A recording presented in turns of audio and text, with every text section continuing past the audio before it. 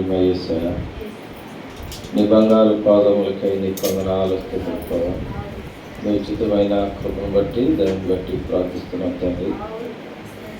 ఇప్పటి వరకు ఆరాధన అంతట్లో మీకు తోడుండి నీ నామానికి మహిమకరంగాను ఆయన మీరు జరిగించుకున్న విధానం బట్టి నీకు వందనాలు.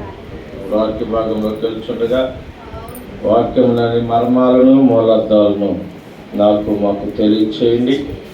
ఒట్టివాడిని మట్టివాడిని ప్రభువుకి నిలబడుచుండగా కొద్ది నిమిషాలు నన్ను సులువు చాటున మరుగుపరచండి. నా నోటిని మీ బోరుగా వాడుకునండి.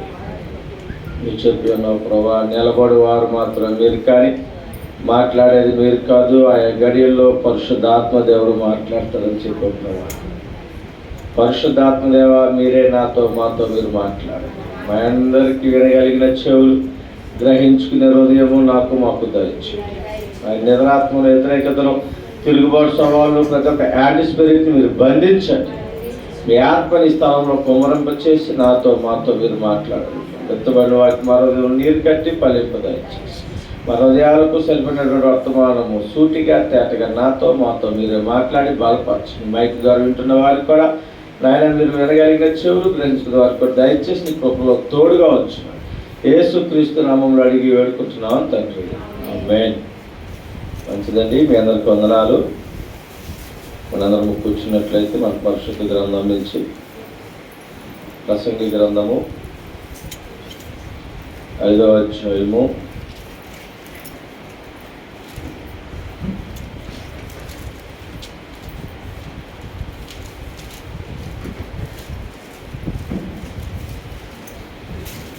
5వ అధ్యాయము. బైబిల్ ఉన్న వాళ్ళందరూ చూడండి, 9వ వచనం నుంచి చదువుకుందాం. ఏ దేశములో రాజు భూమి విషయమై శ్రద్ధ పుచ్చుకొనెనో ఆ దేశమునకు సర్వ విషయములందు మేలు కలుగును. ద్రవ్యము అపేక్షించువాడు ద్రవ్యము చేత తృప్తి నొందడు. ధన సమృద్ధి అనపేక్షించువాడు దాని చేత తృప్తి నొందడు. అనియు వ్యర్థమే, ఇదియు వ్యర్థమే. ఆస్తి యొక్క వైన ఎడల దాన్ని భక్షించు వారందరూ ఎక్కువ అగుదురు. కన్నులారా చూచుటయే కాక ఆస్తిపరునికి తన ఆస్తి వలన ప్రయోజనమేమి. కష్టజీవులు కొద్దిగా తిన్నను ఎక్కువగా తిన్నను సుఖనిద్ర నొందుతురు. అయితే ఐశ్వర్యవంతులకు తన ధనం సమృద్ధి చేత నిద్ర పట్టదు. సూర్యుని కింద మనసునకు ఆయాసకరమైనదొకటి జరుగుట నేను చూచితిని. అదేమనగా ఆస్తి గలవాడు తన ఆస్తిని దాచిపెట్టుకొని తనకు నాశనము తెచ్చుకొనెను. చాలండి. చూడండి పిల్లరా, దేవుడు సూటిగా తేటగా నీతో నాతో మనందరితో మాట్లాడుతున్నాడు. ఏ దేశంలో రాజు భూమి విషయమై శ్రద్ధ పుచ్చుకొనెనో ఆ దేశం నాకు సర్వ విషయంలో యందు మేలు కలుగును. అంటే ఏ దేశం గురించి మనం మాట్లాడుకుంటున్నాం? ఎవరి గురించి మనం మాట్లాడుకుంటున్నాం? ఏమండి? దేశం యొక్క రాజట భూమి విషయమై శ్రద్ధ పుచ్చుకొని ఆ దేశము సర్వ విషయముల్లో మేలు. భూమి అనగా రాజు అనగా మనం అనుకుందాం, అనుకునేది వాస్తవం మనమే. ఏ విషయం, ఏ దేశానికి ఇప్పుడు మనం రాజులమే? ఏ దేశానికి రాజులమే? మన శరీరానికి మన అవయవాలకి మనమే రాజులమై ఉన్నాం, శిరసై ఉన్నాం. మన కుటుంబానికి మనమే రాజులమై ఉన్నాం. అయితే మన శరీర విషయమై మన కుటుంబ విషయమై ఎవరైతే శ్రద్ధ కలిగి ఉంటారో, మన శరీర విషయంలో శ్రద్ధ కలిగి ఉండాలి. ఉంటామంటే శరీర విషయంలో శ్రద్ధ కలిగి ఉండరు. నిజం చెప్పండి, ఆడవాళ్ళు బాగా తెలుసు, మగవాళ్ళ కంటే లేడీస్కి బాగా తెలుసు శరీర విషయంలో శ్రద్ధ ఉండదో ఉండదా. నోరు తెరవనమ్మా, టిఫిన్ చేయలేదా అండి? అన్నాలు కూడా తినొచ్చినట్టున్నారు. శ్రద్ధ ఉంటుందా ఉండదా? నాకేమనుకోవట్లా, నాకు శివుడు వచ్చిందా లేకపోతే మీరు మాట్లాడట్లేదా? మన శరీర విషయమే ఎవరైనా మాట్లాడవచ్చు. మన శరీర విషయమే మనకి శ్రద్ధ ఉందా లేదా? ఉందా? నిజంగా మన అవయవాల పట్ల మనకు శ్రద్ధ ఉందా లేదా? కాలు, చెయ్యి, ముక్కు, నోరు వీటి పట్ల. మరి మన మనస్సాక్షి పట్ల, మనసు పట్ల శ్రద్ధ ఉందా? ఇప్పుడు మాట్లాడుతుంటాము. మన మనసు పట్ల, మన ప్రవర్తన పట్ల, మన నడవడిక పట్ల మనకు శ్రద్ధ ఉందా లేదా? ఉండాలా అక్కర్లేదా? కానీ దేవుడు ఒకసారి అంటాడు, ఒకవేళ నీ కన్ను అపవిత్రపరిస్తే పరలోకం వెళ్లకుండా అపవిత్రపరిస్తే ఏం చేయమంటాడు? ఆ కన్నుని తీసివేయన్నాడు. అన్నాడా లేదా? మరి మందిరానికి వెళ్ళకుండా, ప్రార్థన చేయకుండా, మనం దేవుడితో సహవాసం చేయకుండా మనకు అభ్యంతరకరమైనవి మన దగ్గర కొన్ని ఉండవు. మొన్నే లేవు, నిజం చెప్పండి. చర్చికి వెళ్ళాలంటే వెళ్దాంలే, కాసేపు లేకపోతే ఈ పని అయ్యాక వెళ్దాం, ఇంకోటి చేసుకుని వెళ్దాం, లేకపోతే రేపు వారం వెళ్దాం, బుధవారం వెళ్దాం. ఇలా అనేక పనులతో మనము సతమతం అయిపోతూ ఎటు వెళ్ళాలో నిర్ణయం తీసుకోలేక సగం సమయం గడిపేస్తాం. ఇంకెవరు వాకింగ్ టైం అయిపోయింది, అన్నీ వాకింగ్ చెప్పేస్తాను, వెళ్ళినప్పుడు ఇప్పుడు వెళ్ళాము ఏంటి అనుకుంటారు అందరూ అని చెప్పి కాగిపోతాం. నిజమే కదండి? ఇది 100% జరిగేది ఏంటంటే కాసేపు వెళ్దామా వద్దా అని ఆలోచన చేస్తాం. ఆ తర్వాత ఇంకేం వెళ్దాం, సమయం అయిపోయింది, 11:30 పాటలు అయిపోయింది, స్తుతారాధన చేస్తున్నారు. ఈ లోపల ఇది ఆలోచించుకున్నప్పుడు వాక్యం అయిపోతారు. వాక్యం కూడా మొదలు పెట్టారు, ఇంకేం వెళ్తాం, ఇవాళ ఆగిపోతాం. మనము ఏమి విత్తుకుంటామో ఆ పంటే కష్టం. మన ఆలోచన పట్ల, మన జీవితం పట్ల మనకు ఒక క్లారిటీ లేనప్పుడు ఒక్కసారి కూడా మనం చేయాలని చూడలేం. ఎందుకంటే అన్ని విషయాల కంటే మొదట ప్రాధాన్యత దేవుడికి ఇవ్వాలి. మన శరీరంలో అన్ని అవయవాలు బాగుండాలన్నా, మన ఆలోచన నడవడికి బాగుండాలన్నా, మన కుటుంబంలో సంతోషం ఉండాలన్నా మొదట ప్రాధాన్యత దేవుడికి ఇస్తామండి. దేవుడికి ఇస్తామా ప్రాధాన్యత? మొదటిది దేవుడితో అసలు గడుపుతామా? నేను మిమ్మల్ని అనేక మార్లు చెప్తాను, మరలా చెప్తే ఏమైనా అనుకోండి. పని కంటే 4 లేచి వెళ్ళిపోతాం, మందిరానికంటే 1 గంట పోతాం. కారణం ఏంటి? నిర్లక్ష్యం. వెళ్ళాలి సమయం ముందుగా. దేవుడు కూడా అందుకే మన పక్షాన్ని అలాగే ఉన్నాడు. అది ఎక్కడేసో బాగాలంటే అక్కడే ఉంది, ఎక్కడికి వెళ్ళాలి. మనకు సమస్యలు పోవట్లేదు, మనకు ఉన్నటువంటి ఇబ్బందులు పోవట్లేదు, సమస్యలు ఎక్కువైపోతున్నాయంటే కారణము మనం దేవుడితో నిర్లక్ష్యంగా ఉంటున్నాం. మనం చెప్పారు ఎంతమంది అన్నారు వాక్యం? బాపట్ల ఎన్నుంటాయంటే పాపాలు మనకానికి మధ్య మనం ఎన్ని చేసామన్నీ గోడలుగా ఉన్నాయంట. ఆ గోడలు పోవాలంటే ఏం చేయాలి? ఇప్పుడు మన యొక్క శ్రద్ధ వహించి మన హృదయంలో ఉన్న ప్రతి పాపాన్ని ఒప్పుకోవాలి. మొదటి ప్రాధాన్యత ఆయనకి ఇచ్చామా? డబ్బుకి ఇస్తున్నాం మొదటి ప్రాధాన్యత. అదంటే అందుకు ఆయన ఆత్మవచనం 13 ఏమనుంది చూడండి, నీ ఆస్తి దాచిపెట్టుకోను తనకు నాశనము వచ్చింది. ఆస్తిని చూసుకుని మనము గర్వపడతామే తప్ప ఎక్కడ లోబడే తత్వం ఉండదు. ధనవంతుడు లోబడినట్లుగా ఎక్కడుందో చూపించాడు. 100కి 99.5 మంది నాకేంటి అనుకుని హెచ్చించబడేవారే ఉంటారు. ధనము పెరిగే కొద్ది గర్వం పెరిగింది, గర్వం పెరిగాక ఏం పెరిగింది? అహం వస్తుంది. తర్వాత నాకేంటి అనుకుంటాడు. అంటే దేవుడిని విడిచి లోకం వైపు తిరిగి దేవుడు డబ్బే దేవుడు అనుకుంటుంటాడు. కానీ అది మన పతనానికి తీసుకుపోతుంది, మీకు తెలియదు. మన దగ్గర డబ్బులని చెప్పి తినేవాళ్ళు చాలామంది ఉంటారు. మన చుట్టూ తిరిగేవాళ్ళు ఉంటారు, డబ్బు గలవాడు అంటారు, అన్నీ ఉంటాయి. కానీ అది అయిపోయాక బెల్లం అయిపోతే ఏకలెట్ట మాయమైపోతాయో మన దగ్గర డబ్బులు అయిపోయి కూడా జనాలు అలాగే, బంధువులు, స్నేహితులు, చుట్టాలు అందరూ కూడా అంతే అయిపోతారు. నువ్వు దరిద్రుడు అయినా, ధనవంతుడు అయినా, పేదవాడు అయినా నిన్ను నన్ను ఎప్పుడు ఒకేలాగా వెన్నంటూ ఉండేది ఎవరయ్యా అంటే యేసు ప్రభువారు. సరే చెప్తాం, మనం ఆచరణ మాత్రం చేయం. చేస్తామండి. ఏమీ లేనప్పుడు ఎక్కి దొల్లు ఏడుస్తాం దేవుడి మందిరంలో పడి. ఇంట్లో అయినా దేవుడి మందిరం ఎక్కడైనా సరే. తర్వాత వచ్చాక ఏడుస్తామా దేవుడి దగ్గర? కారణం ఏంటంటే మనం అనుకున్నది వచ్చేసింది. అందుకే నేను చెప్తున్నాడు ఆయన, మన ఆలోచన బాగోవాలా, మన నడవడికి బాగోవాలా, మన బుద్ధి బాగోవాలా, మన ప్రవర్తన బాగోవాలి.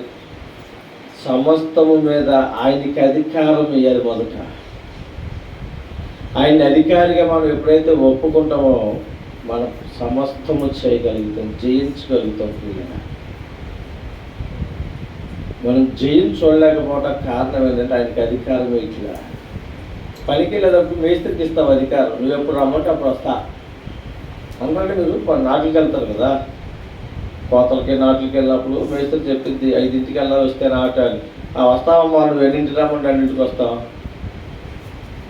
మరి దేవుడి మందిరానికి ఎప్పుడన్నా పాస్టర్ గారు 11ంటికి రమ్మని నేను 1,00,000 సార్లు వస్తానండి 11ంటికి అంటారంటే కదా. నేను అంటారు సోమి అక్కడ తక్కువ 1 గంట కలిసి తమిళనాడు వచ్చాను, సరే అంటుకుందా. కారణం ఏంటి? అని నేను ఎప్పుడైనా అప్పుడు వచ్చేస్తానని అంటుంది, అంత మట్టికే. కానీ రాదనుకోండి మళ్ళీ అది వేరే విషయం.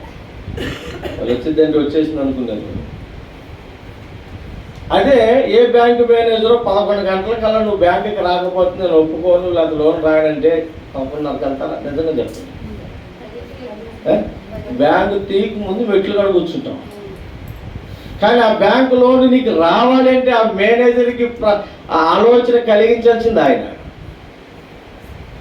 ఆయనకి బుద్ధి పుట్టించాల్సింది ఆయన. నీకు ఏది రావాలన్నా అవకాశం నీకు కలగాలంటే ముందు ఆయన వారితో ప్రేరేపణిస్తేనే నీకు వస్తుంది. ఆ గ్రహింపు కూడా లేదు, ఆ బుద్ధి కూడా లేదు మనకి. అందరికీ చెప్తాం, అందరికీ చెబుతాం, మీరు రండి, మీరు రండి, మీరు రండి, మీకు జరిగిద్ది జరిగిద్ది జరిగిద్ది. ఏం జరిగిద్ది? ఏం జరిగిద్ది? ఇక్కడికి వస్తే ఏం మేలు పొందుకోవాలంటే ఇక్కడికి వస్తే మేలు పొందుకోవాలంటే పాపాన్ని విడవాలి, జీతం రావాలంటే ఒళ్ళోంచి కష్టపడాలి, దేవుడి యొక్క ఆశీర్వాదాలు కావాలంటే మోకాళ్ళు వంచాలి, శరీరాన్ని నలగొట్టుకోవాలి. ఎంతమంది ఉపవాసం ఉంటారండి? వారానికి 1 వారం 2 వారాలు అట్లా అనుకుందాం. ఉన్నారు ఎవరన్నా? ఎంతమంది ఉన్నారు ఇక్కడ? ఉపవాసం ఉన్నప్పుడు ఏం చేస్తారు? ఉపవాసం ఉన్నప్పుడు ఏం చేస్తారు? ఉన్నారు, మంచిదే. ఉపవాసం ఉండి ఏం చేస్తారు? ఏం తింటారు ఉపవాసం ఉన్న రోజు? ఏం తింటారా? ఇడ్లీ తింటారా? టీ తాగుతారు. తర్వాత ఏం చేస్తారు? పని చేసుకుంటారు. ఉపయోగం ఉంది. ఉపవాసం ఉన్నప్పుడు ఏం తినకపోతే మంచిది, ఓకే. నీ పని నువ్వు చేసుకుంటూ ఉపవాసం ఉంటే ఉపయోగం ఏమన్నా ఉందా? ఉపవాసం దేనికి అసలు? దేవుడి సన్నిధిలో కూర్చుని ప్రార్థన చేసుకోవటానికి, దేవుడికి మొరపెట్టుకోవటానికి ఉపవాసం. ఇంకో ప్రార్థన చేయనప్పుడు ఉపవాసం ఉండేందుకు శుభ్రంగా మటన్ బిర్యానీ తీసుకు కూర్చోవచ్చు, అది హ్యాపీ. ఉపవాసం ఉన్నప్పుడు ప్రార్థన చేయనప్పుడు ఉపవాసం ఉండడం దండగా. పనికి వెళ్ళి పని చేయకుండా గట్టిగా కూర్చుంటే ఎందుకు చేయలేక వెళ్తాం? దండగ కాదు, ఇంటికాడ కూర్చోవడం బాలాది. వాళ్ళు ఆ శాలరీ దండగ కాదు, ఆటో వాడికి ఇచ్చి 50 100 ఇచ్చి గట్టిగా కూర్చుని ఎండలో పడి మళ్ళీ సాయంత్రం ఇంటికి రావడం, అదే ఇంటికాడే మానేసి ఇంట్లో కూర్చుంటే ఉపయోగం కాదు, లాభం కాదు. నేను అర్థమవుతుందా? అర్థం కాదు. అంటే తల ఉంచుకుంటే అందరూ నాకు అర్థం కాల, నిద్ర వస్తున్నాను. ఆయన చెబుతున్నాడు పాపం మన పాస్టర్ గారు, అందరూ తల ఎత్తి నన్ను చూసి వాక్యం వినండి అంటుండే ఆయన. ఎందుకంటే తల తీస్తే నిద్ర వద్దని ఆయనకు అనుభవం ఎక్కువ. తలెత్తి నన్ను చూడండి, తలెత్తి నన్ను చూడండి అంటాడు ఆయన అయ్యగారు. ఒకరితో నేను చెప్తా ఉండాలి, మన తలెత్తి నన్ను చూస్తూ ఉన్నాడు వాక్యం వినండి. మనము చేసే క్రియలను బట్టి, మనం చేసే మాటలను బట్టి, మన ప్రవర్తన బట్టి మనకు మేలుకరంగా జరుగుతుందా లేక శాపము తెచ్చుకుంటున్నాం అన్నది మనకు తెలుస్తుంది. నేను చెప్పవసరం లేదు, మన మనస్సాక్షి మనకు చెప్పేస్తూ ఉంటుంది. చెప్పదండి? చెప్పదా? మన మనస్సాక్షి మనం చెప్పట్లా మన ప్రవర్తన ఎలా ఉందని. పైకి తలూపినా, నాలుగుపినా, నోరూపినా మన హృదయం మనకి చెప్తాను ఉంటుంది, మన పరిస్థితి మనకు తెలియజేస్తున్నది లోపల. మన శరీరం పట్ల మనకు శ్రద్ధ కలిగి ఉండాలి. ఏ శ్రద్ధ? లోకానుసారమైనటువంటి శ్రద్ధ కాదు, ఆత్మీయమైనటువంటి శ్రద్ధ కలిగి ఉండాలి. మనం చేసే పనుల్లో ఆశీర్వాదం కనపడాలి, యథార్థత కనపడాలి. అయిలో మనం చేసుకుంటూ వెళ్ళిపోతుంటాం. సో నేను అంటున్నాను, ద్రవ్యము అపేక్షించువారు ద్రవ్యము చేత తృప్తి నొందరు, ధనాభివృద్ధి అపేక్షించువారు దాని చేత తృప్తి నొందరు. ఇది సత్యమే. ఆస్తి యొక్కవైన ఎడల దానిని భక్షించువారు ఎక్కువ అగుదురు. భక్షించడం అంటే తెలుసా? నువ్వు చెప్పు. భక్షించడం అంటే తింటాం, అవునా? అంటే ఆస్తి ఎక్కువైనప్పుడు అంట దాన్ని తినేవారు కూడా ఎక్కువ ఉంటారంట. ఎక్కలేని చుట్టకం కలిసిపోద్ది, ఎక్కలేని బంధుత్వం కలిసిపోద్ది.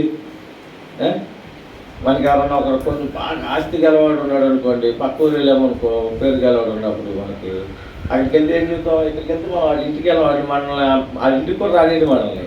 అయినా సరే ఆ ఊళ్ళో ఏం చెప్తాం? పలానా ఆయన మా అన్నయ్య, మా బావ, మా మావయ్య, మా తాత అని. ఎందుకంటే వాడి పేరు చెప్పుకుంటే మనకి ఏమైనా వస్తుందేమోనని ఆశ.